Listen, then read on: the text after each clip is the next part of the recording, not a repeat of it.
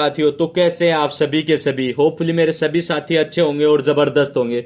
तो साथियों, ये आज का इस सेशन जो भी इंडियन एयरफोर्स का एग्जाम दे चुके हैं उन सभी साथियों के लिए, या इन फ्यूचर जो एग्जाम देने वाले इंडियन एयरफोर्स का, उन सभी साथियों के लिए सेशन बेहद ही इंपॉर्टेंट होने वाला है।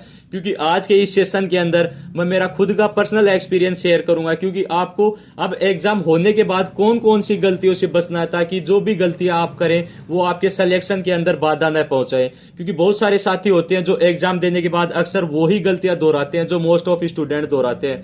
क्योंकि साथियों, आपको पता है कि एग्जाम में लाखों की संख्या में फॉर्म अप्लाई होते हैं, उनमें हजारों की संख्या में, कुछ हजारों की संख्या में हम बात करें इंडियन एयरफोर्स के अंदर 20 से 21 हजार स्टूडेंट्स को पास किया जाता है।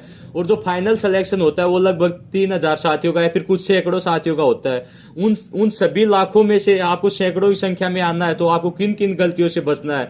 क्योंकि यदि आपका इंडियन एयरफोर्स का एग्जाम अच्छा गया है तो सभी साथियों को पता है, जो कि आपके एग्जाम 18 से 24 जनवरी के बीच हुए थे, उनमें यदि साथियों आपका स्कोर अच्छा बन पा रहा है तो आपको फेज सेकंड के रिगार्डिंग कौन सी गलतियां नहीं करनी है या फिर कौन कौन सी गलतियों से आपको बचना है, उनके बारे में हम वन बाय वन डिस्कशन करेंगे। फर्स्टली एक बात मैं आपको बता देना चाहता हूं साथियों, आपका जो इंडियन नेवी का एग्जाम 7, 8, 9 फरवरी को होने वाला है, उस एग्जाम के अंदर जिन साथियों ने भी फॉर्म में अप्लाई कर रखा है या फिर जिन साथियों का एयरफोर्स का एग्जाम अच्छा चला गया है, बहुत सारे साथी मेरे ऐसे भी हैं जिनका इंडियन एयरफोर्स का एग्जाम अच्छा जाने के बाद वो हो सकता है कि इंडियन नेवी का एग्जाम ना दे। बट मेरा पर्सनली ओपिनियन है साथियों, सजेशन है कि उन साथियों को इंडियन नेवी का एग्जाम भी देना चाहिए। क्योंकि इस बार जो फॉर्म है वो बेहद ही कम संख्या में अप्लाई हुई है, तो हो सकता है कि आपके लिए वो भी एक बेटर अपॉर्चुनिटी हो। क्योंकि यदि आपका सपना ही डिफेंस में जाना है तो इंडियन नेवी भी आपके लिए एक बेस्ट अपॉर्चुनिटी है। तो जिन साथियों का एयरफोर्स का एग्जाम अच्छा गया है फिर भी उन्होंने इंडियन नेवी का फॉर्म अप्लाई कर रखा है, तो वो एग्जाम जरूर देकर आए। क्योंकि अभी भी आपका इंडियन एयरफोर्स का रिजल्ट डिक्लेरेशन नहीं हुआ है। हो सकता है कि आपको आगे कुछ स्टेप्स में कुछ समस्याएं आ जाए, तो इससे अच्छा कि आप एग्जाम जरूर दें।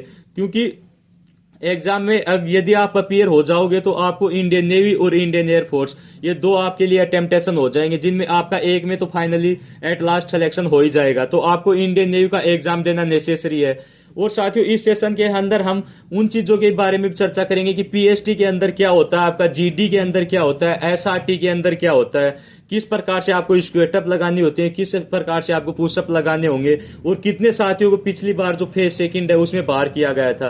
क्योंकि जो फेज सेकंड होता है साथियों, जिसे हम जीडी और एसआरटी और पीएफटी आता है, उसके रिगार्डिंग बहुत सारे साथी इसमें बाहर हुए थे। क्योंकि आपको मैं पर्सनली ओपिनियन बता देना चाहता हूं, क्योंकि साथियों जो पीएफटी होता है जिसमें आपकी रनिंग होगी, देन उसके बाद में आपकी पुशअप होंगी, स्क्वेटअप होंगी, शीटअप होंगी, उसके अंदर बहुत सारे साथी पिछली बार बाहर हुए थे। क्योंकि बहुत सारे साथी जो पीएफटी होता है, जो फिजिकल होता है, उसको हल्के में लेते हैं। तो आप सभी साथियों को मैं यही सजेस्ट करना चाहूंगा कि आप वो गलती ना करें। यदि आपको लग रहा है आपका एग्जाम अच्छा गया है तो आप अभी से अपनी रनिंग और जो भी आपका फिजिकल है उसके ऊपर वर्क करने में लग जाए। क्योंकि हो सकता है कि एक रिजल्ट डिक्लेयर होने के बाद आपको बेहद ही कम समय मिले फिजिकल की तैयारी करने के लिए, तो आप एक कम समय में आप अच्छी तैयारी नहीं कर पाओगे। तो अभी से तैयारी में जुट जाएं। और जो आपकी जीडी है, जीडी की तैयारी आपको किस प्रकार से क्या करनी है, कहां से करनी है, उसके बारे में भी डिस्कशन करेंगे। क्योंकि पहला आपका काम होता है पीएफटी, स्टार्टिंग में आपका पीएफटी होगा, पीएफटी क्लियर होने के बाद में आपको एसआरटी होगा,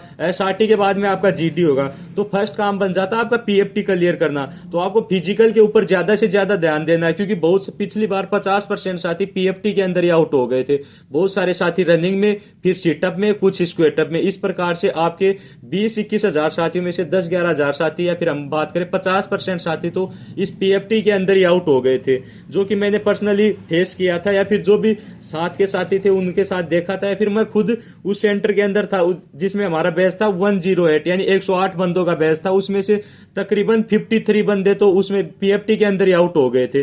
देन उसके बाद में 54-55 साथी थे जो एसआरटी और जीडी के अंदर पहुंचे थे। तो आप देख सकते हैं कि यानी जो तकरीबन आधे साथी है वो तो पीएफटी के अंदर ही आउट हो जाते हैं। तो पीएफटी के अंदर आपको ये गलती नहीं करनी है। क्योंकि साथियों हम बड़ी मेहनत के साथ फिजिकल रिटर्न की तैयारी करते हैं। उसके बाद में ऐसा ना हो कि हम फिजिकल में हमारी छोटी मोटी गलतियों के कारण या फिर जीडी में आउट हो। क्योंकि रिटर्न एग्जामिनेशन हम काफी लंबे टाइम से अच्छी तैयारी करते हैं, फिर एग्जाम क्लियर करते हैं, और एक छोटी सी गलती है फिर हमारी जो भी असावधानियां होती हैं, उनके कारण हम एग्जाम में अपीयर नहीं हो पाते या फिर हम फेल हो जाते हैं। तो ऐसी गलती आपको कतई भी नहीं करनी है। तो फर्स्टली जिन साथियों का इंडियन नेवी का एग्जाम है, उन सभी साथियों को इंडियन नेवी के एग्जाम में अपीयर होना है और उसके बाद में पीएफटी की तैयारी में अभी से आपको लग जाना है। और बहुत सारे साथियों का कॉमनली डाउट आ रहा था कि जीडी के रिगार्डिंग, जीडी के टॉपिक कहां से मिलेंगे। साथियों पिछली बार भी जो टॉप 50 जो भी आपके जीडी के टॉपिक थे वो आपको प्रोवाइड करवाए गए थे। इस बार भी उसमें कुछ अपडेटेड टॉपिक जोड़े जा रहे हैं, जो कि रिसेंटली हाल ही में जो करंटली टॉपिक होते हैं उनकी एक आपको पीडीएफ बनाकर आपको आपके व्हाट्सएप नंबर पर सेंड कर दी जाएगी। यदि आप वो पीडीएफ प्राप्त करना चाहते हैं तो वीडियो के डिस्क्रिप्शन बॉक्स में आपको व्हाट्सएप नंबर दे दिए जाएंगे, या फिर जो भी व्हाट्सएप नंबर दे रखे हैं आप उन पर व्हाट्सएप कर लीजिएगा, जो या फिर जो भी हमारा टेलीग्राम चैनल है उसके ऊपर जुड़ जाइएगा। उसके ऊपर आपको टॉप 50 जो आपके मोस्ट इंपोर्टेंट जीडी के टॉपिक हैं, जो कि पिछली बार के जो सभी साथियों के जो चैप्टर्स आए थे, मेरे खुद के जो चैप्टर आया था या फिर जो भी टॉपिक था जीडी का, उन सभी का कलेक्शन एक साथ कर लिया गया है। उनकी जो पीडीएफ है वो रेडी हो रही है, वो पीडीएफ आपको फ्री ऑफ कॉस्ट प्रोवाइड करवा दी जाएगी। यदि आप वो पीडीएफ लेना चाहते हैं तो आप चैनल के माध्यम से जुड़ सकते हैं और वो आपको फ्री ऑफ कॉस्ट प्रोवाइड करवा दी जाएगी।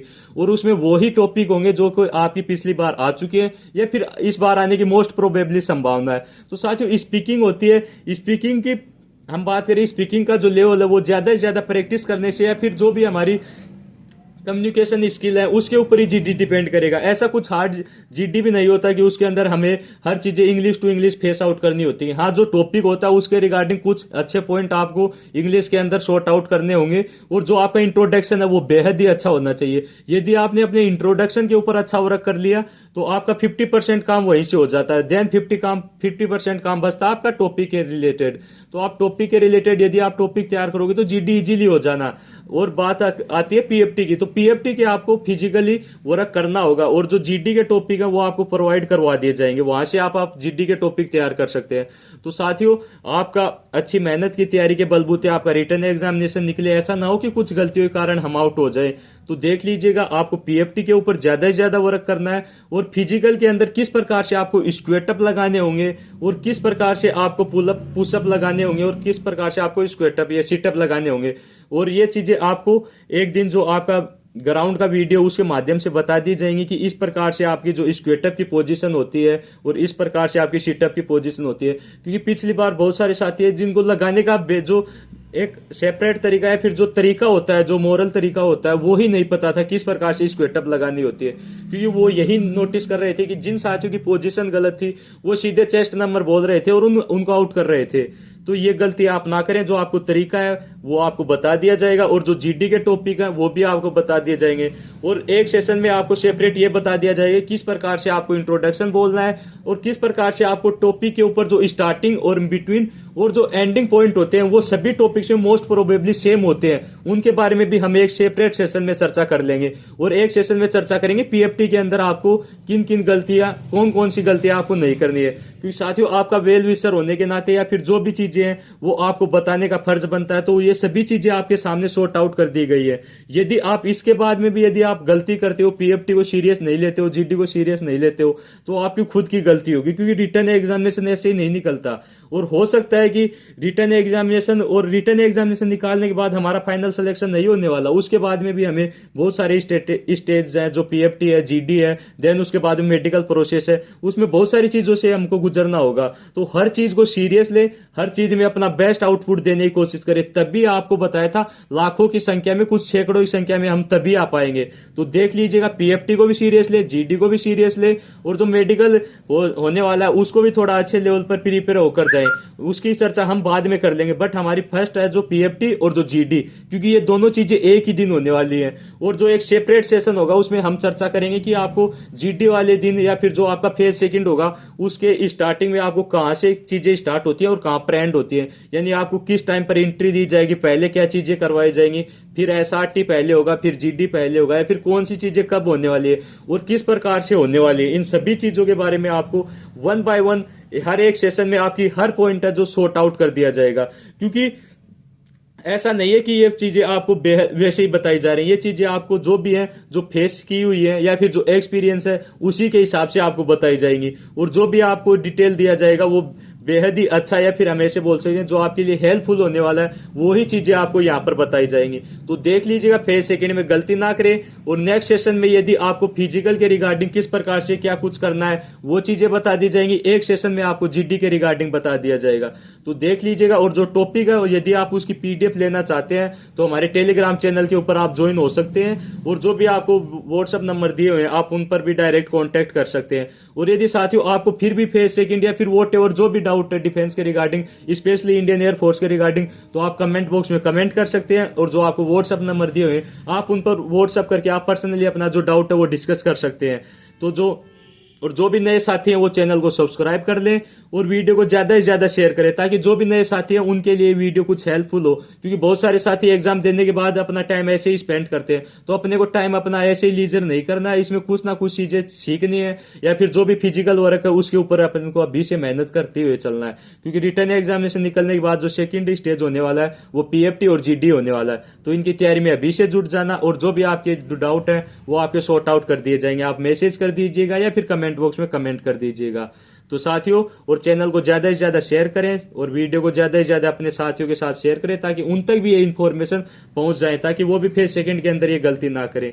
तो साथियों, जय हिंद, जय भारत, टेक केयर, हंसते रहें और मुस्कुराते रहें और अपने माता पिता का नाम जरूर रोशन करते रहें।